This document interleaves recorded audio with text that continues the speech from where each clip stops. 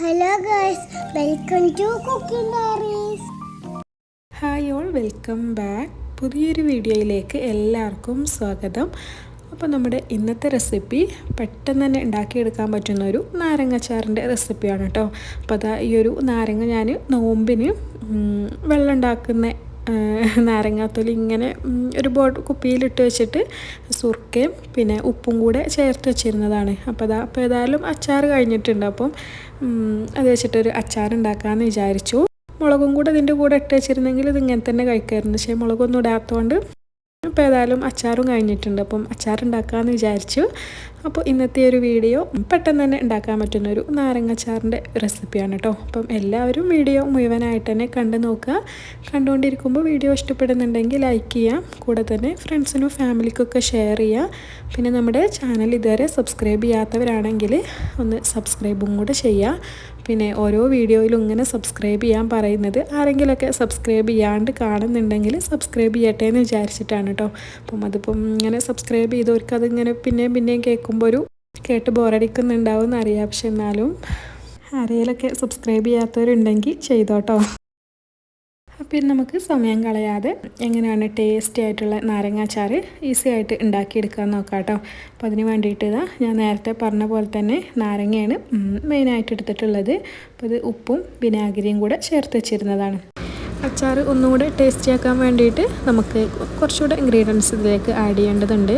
പിന്നെ ഞാനിവിടെ കുറച്ച് പച്ചമുളക് കട്ട് ചെയ്തെടുത്തിട്ടുണ്ട്, കുറച്ച് കറിവേപ്പില എടുത്തിട്ടുണ്ട്, പിന്നെ ഇഞ്ചിയും വെളുത്തുള്ളിയും ചെറുതായിട്ട് കട്ട് ചെയ്തെടുത്തിട്ടുണ്ട്. അപ്പം ഇനി നമുക്ക് അച്ചാറുണ്ടാക്കി തുടങ്ങാം കേട്ടോ.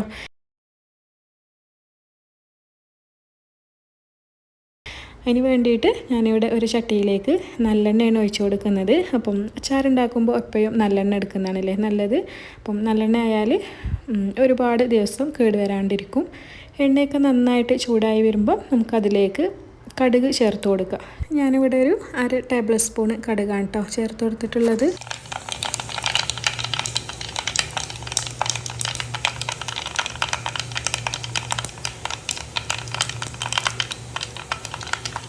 അപ്പോൾ അതാ കടുക് മുഴുവനായിട്ട് പൊട്ടിക്കഴിഞ്ഞിട്ടുണ്ട്. അപ്പം ഇനി നമുക്ക് എടുത്ത് വെച്ചിട്ടുള്ള ഇൻഗ്രീഡിയൻസ് ഓരോന്നായിട്ട് ഇതിലേക്ക് ചേർത്ത് കൊടുക്കാം.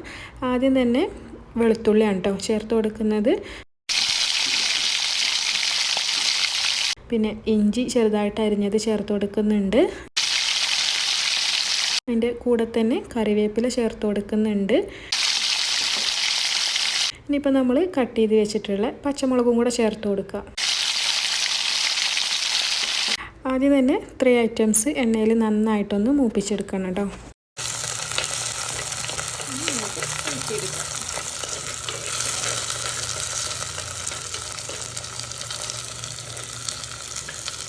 ഇപ്പോൾ ഇഞ്ചിയും വെളുത്തുള്ളിയും പച്ചമുളകും കറിവേപ്പിലയും എല്ലാം കൂടെ നന്നായിട്ട് മൂത്ത് വന്നിട്ടുണ്ട്. അപ്പോൾ ഇനി നമുക്കിതിലേക്ക് അച്ചാർ പൊടി ചേർത്ത് കൊടുക്കാം കേട്ടോ. ഞാൻ മഞ്ഞൾപ്പൊടിയോ മുളക് പൊടിയോ ഒന്നും ചേർത്ത് കൊടുക്കണില്ല. ഇപ്പോൾ ഒരു 5 ടേബിൾ സ്പൂണ് അച്ചാർ പൊടിയാണ് ചേർത്ത് കൊടുക്കുന്നത്.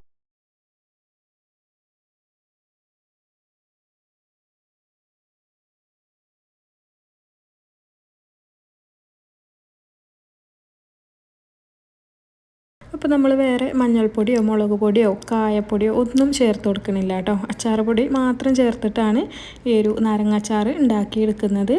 അപ്പോൾ ഇതാ അത്രയും അച്ചാർ പൊടി 5 ടേബിൾ സ്പൂണ് അച്ചാർ പൊടി ചേർത്തിട്ട് നന്നായിട്ട് എണ്ണയിലൊന്ന് മൂപ്പിച്ചെടുക്കുക. ഇനിയിപ്പോൾ അച്ചാർ പൊടി കയ്യിലില്ലാന്ന് വിചാരിച്ചിട്ട് ഉണ്ടാക്കാതിരിക്കുകയൊന്നും വേണ്ട കേട്ടോ. അതിന് പകരമായിട്ട് 4 ടേബിൾ സ്പൂണ് മുളക് പൊടിയും പിന്നെ ഒരു 1/2 ടീസ്പൂണ് മഞ്ഞൾപ്പൊടിയും പിന്നെ നമ്മുടെ ടേസ്റ്റിനനുസരിച്ചിട്ട് കായപ്പൊടിയും കൂടെ ചേർത്ത് കൊടുത്താൽ മതി. അപ്പോൾ എല്ലാം കൂടെ നന്നായിട്ട് മൂപ്പിച്ചെടുത്തിട്ടുണ്ട്. അപ്പോൾ ഇനി നമുക്കിതിലേക്ക് നാരങ്ങ ചേർത്ത് കൊടുക്കാം.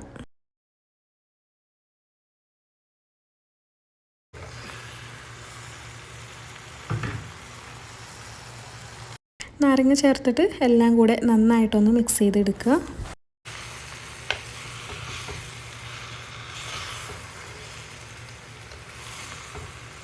പിന്നെ ഞാൻ 5 ടേബിൾ സ്പൂണ് അച്ചാർ പൊടിയാണ് ചേർത്തേ പറഞ്ഞല്ലോ. അപ്പം ഓരോ ഇൻഗ്രീഡിയൻസിൻ്റെ അളവിലും മാറ്റങ്ങൾ വരുത്തേണ്ടി വരും കേട്ടോ. നമ്മൾ നാരങ്ങ എത്രയാണോ എടുക്കുന്നതിനനുസരിച്ചിട്ട് ഓരോ ഇൻഗ്രീഡിയൻസിലും അതിൻ്റേതായ മാറ്റങ്ങൾ വരുത്തേണ്ടി വരും.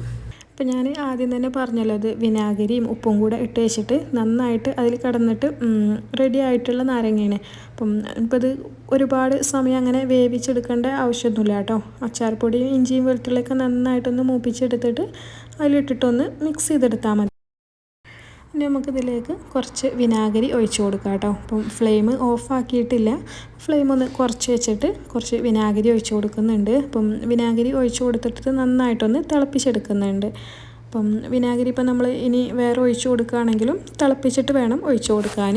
അപ്പം വിനാഗിരി ഒഴിച്ച് കൊടുത്തിട്ട് നന്നായിട്ടൊന്ന് മിക്സ് ചെയ്തെടുക്കുകയാണ്.